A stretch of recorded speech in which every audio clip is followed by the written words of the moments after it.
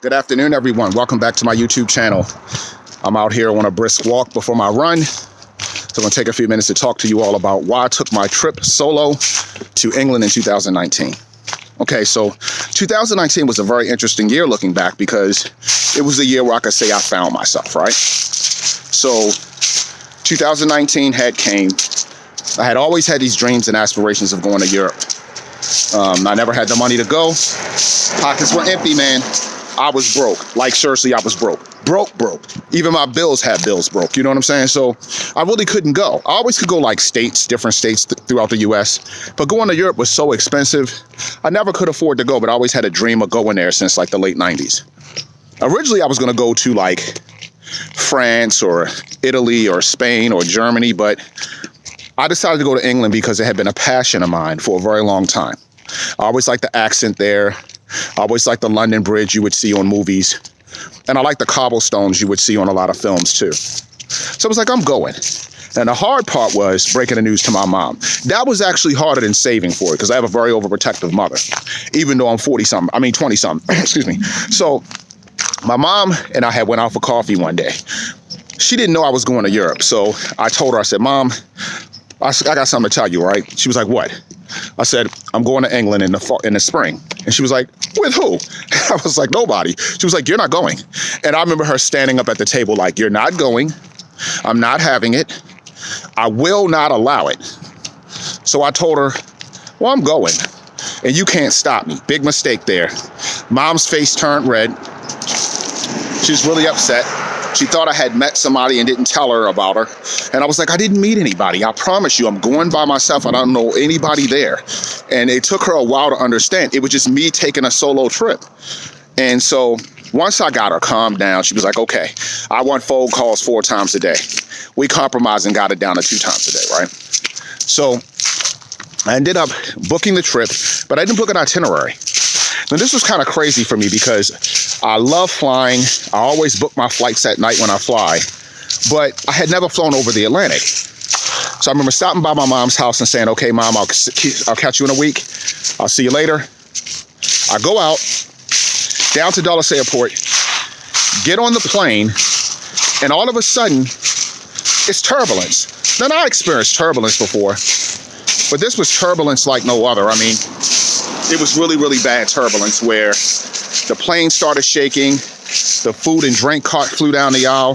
You saw all the the stewardess and everybody running to corners and taking their positions. All the flight attendants, the seatbelt light was going on and off. It was kind of really scary. And I was like, God, not now, man. I just paid for these tickets. I mean, can't you call a brother in advance to let him know what's going on, man? I mean, we cool like that. Me and God real cool, you know. I got him on speed dial and everything, so I figured I could talk him through it. But then the turbulence stopped after 25 minutes. So I went to sleep, woke up, and boom, I landed at Heathrow. I'm in Heathrow.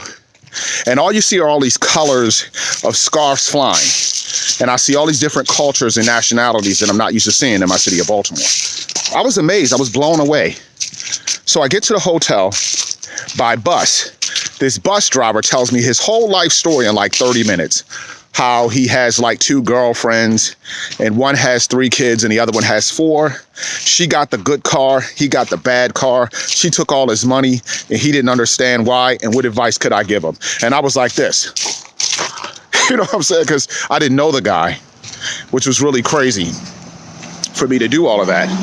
So I was thinking to myself like, man, he must really have something on his mind to open up like that.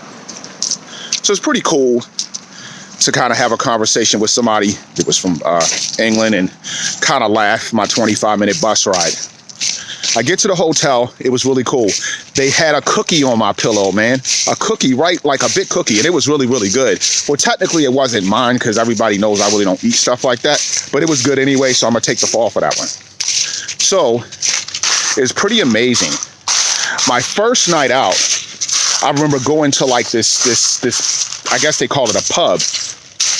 And you could get soup and all that stuff there.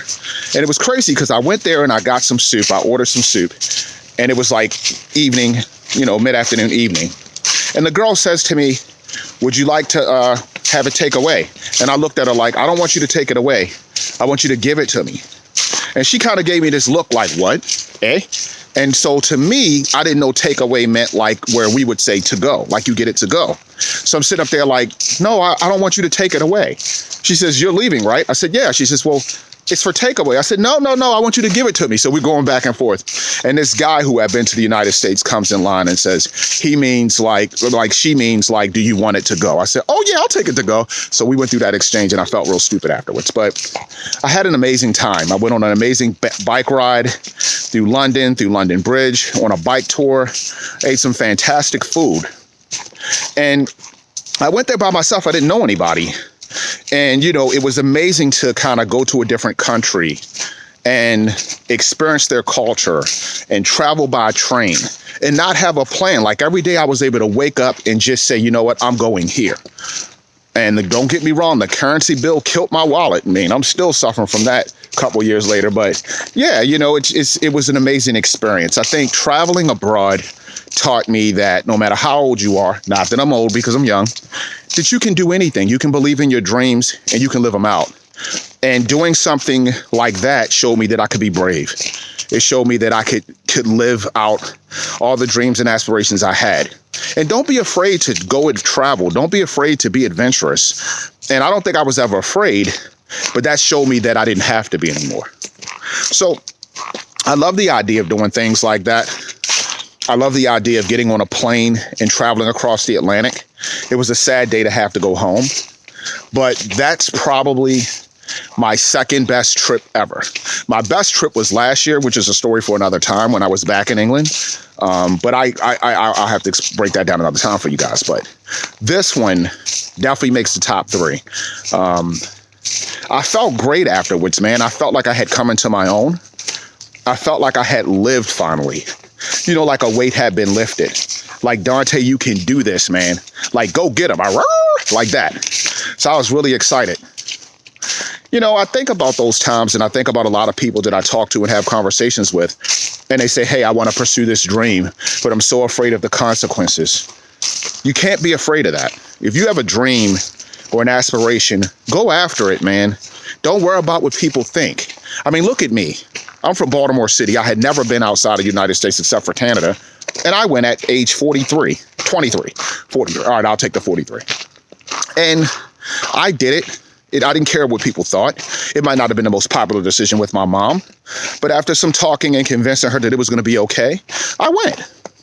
And so I was blessed enough to be able to travel to 3 countries in less than 2 years. And another country's coming up next year. I'm excited to tell you all about that trip, but that'll be for another video. So hope you enjoyed this little talk. It was kind of cool to break that down. Oh, but before I go, let me break down why I went. Okay, so I had an option at that time to go stateside. You know, you can go to Virginia Beach. You can go to Florida. You can go to Atlanta. You can go to, you know, some islands off the coast of the U.S.